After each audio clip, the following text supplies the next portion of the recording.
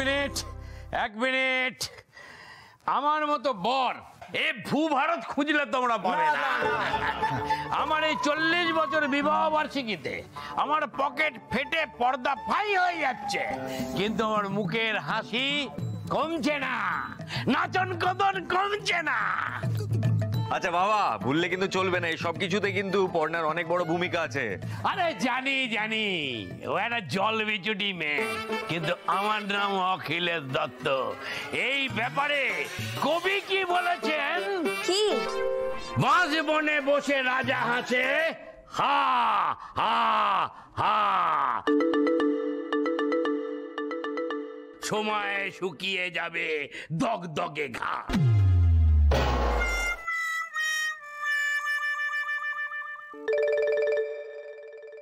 এটা কোন কবি বলেছে? কবি অখিলেশ দত্ত।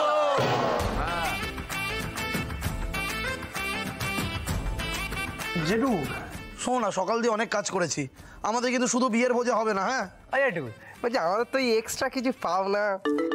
এক্সট্রা? তোদের কাজ হয়ে গেছে, যা বাড়ি চলে যা। জেঠু আপনি এটা কি করছেন বলুন তো? সকাল থেকে এত কিছু করছেন, তার মাঝখানে এরকম চোনা কেন ফেলছেন বলুন তো? আরে বাবা, যেটা চাইছে সেটা দিয়ে দিন না। ঠিক আছে, সবাই যখন পকেট কাটছে তোরাও কাট।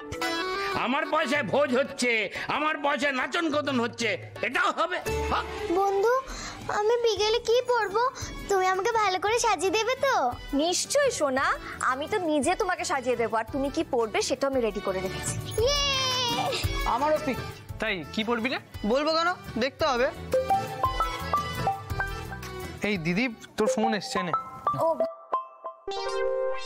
হ্যালো, হ্যাঁ আমরা বাড়িতে আছি, চলে আসুন তাড়াতাড়ি চলে আসুন।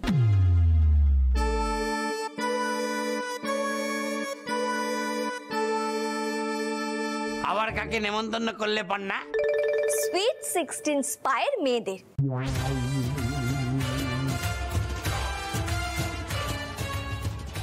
আরে বাবা, এবারই তো আপনার আসল খরচাটা হবে জেঠু। কি বললে পর্ণা?